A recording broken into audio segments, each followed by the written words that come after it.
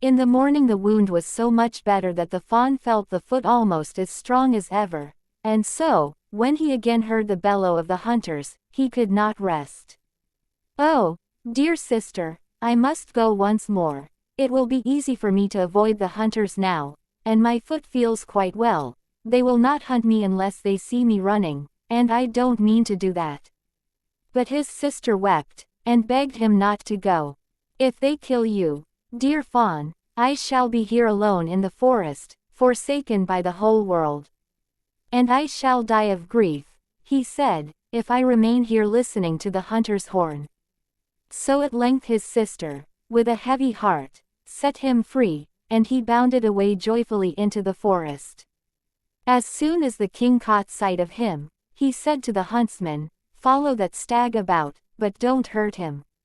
So they hunted him all day, but at the approach of sunset the king said to the hunter who had followed the fawn the day before, "Come and show me the little cottage." So they went together, and when the king saw it he sent his companion home, and went on alone so quickly that he arrived there before the fawn, and, going up to the little door, knocked and said softly, "Dear little sister, let me in." As the door opened, the king stepped in, and in great astonishment saw a maiden more beautiful than he had ever seen in his life standing before him. But how frightened she felt to see instead of her dear little fawn a noble gentleman walk in with a gold crown on his head.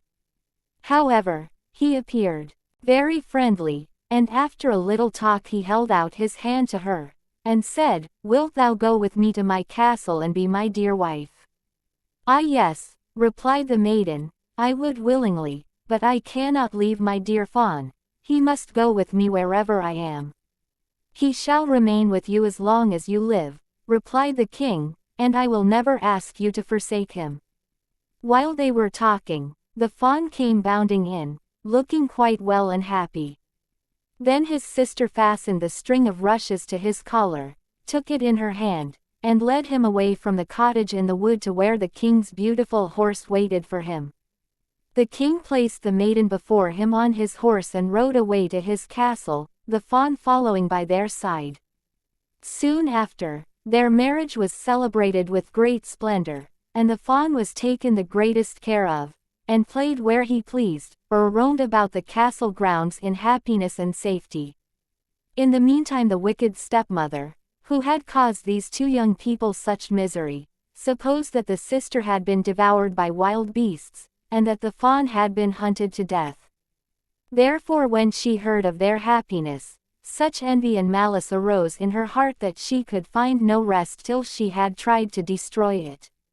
She and her ugly daughter came to the castle when the queen had a little baby, and one of them pretended to be a nurse, and at last got the mother and child into their power. They shut the queen up in the bath, and tried to suffocate her, and the old woman put her own ugly daughter in the queen's bed that the king might not know she was away.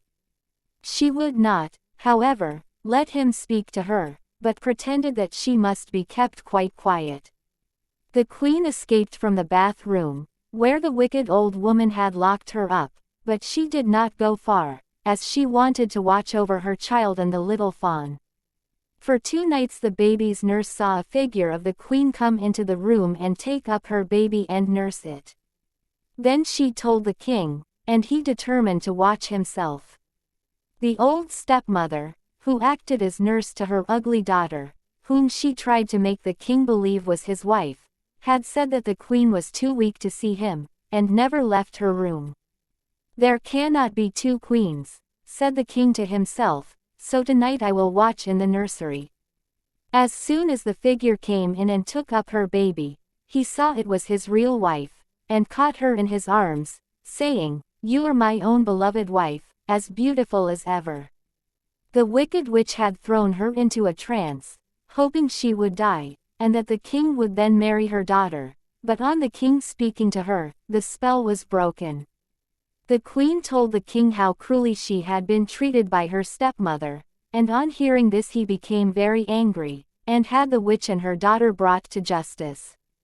They were both sentenced to die, the daughter to be devoured by wild beasts, and the mother to be burnt alive. No sooner However, was the stepmother reduced to ashes, then the charm which held the queen's brother in the form of a stag was broken. He recovered his own natural shape, and appeared before them a tall, handsome young man. After this, the brother and sister lived happily and peacefully for the rest of their lives.